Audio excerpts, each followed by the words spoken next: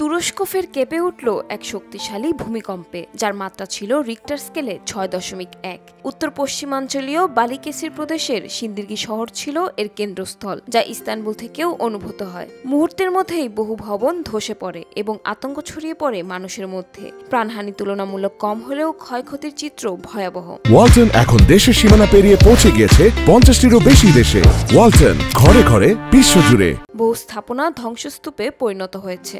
সোমবার ১১ August British সংবাদ মাধ্যম বিবিসির এক প্রতিবেদনে এসব তথ্য উঠে আসে।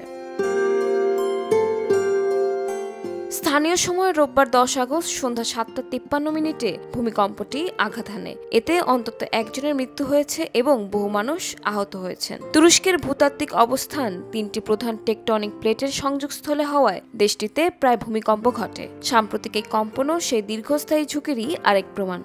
এজন্য সিন্দিরগি শহর সবচেয়ে বেশি ক্ষতিগ্রস্ত হয়েছে।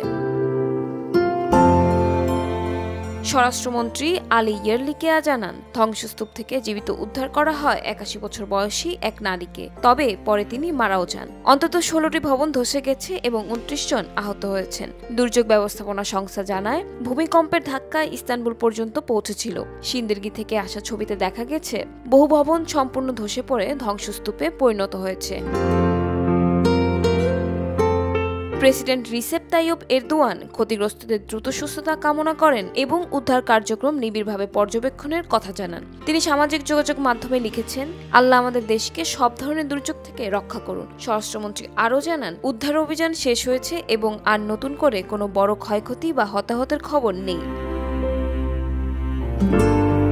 উল্লেখযোগ্য যে ২০২৩ সালের ফেব্রুয়ারিতে তুরস্কের দক্ষিণ পূর্বাঞ্চলে ৭.৮ মাত্রার এক ভয়াবহ ভূমিকম্পে দেশটিতে ৫০,০০০-এরও বেশি এবং সিরিয়ায় আরও ৫,০০০ মানুষ প্রাণ হারান। সেই বিধ্বংসী ঘটনার ক্ষত এখনও কাটিয়ে উঠতে পারেনি বহু মানুষ। এবারও দেখা গেল তুরস্কের ভূমিকম্প ঝুঁকি এখনও তীব্রভাবে সক্রিয়।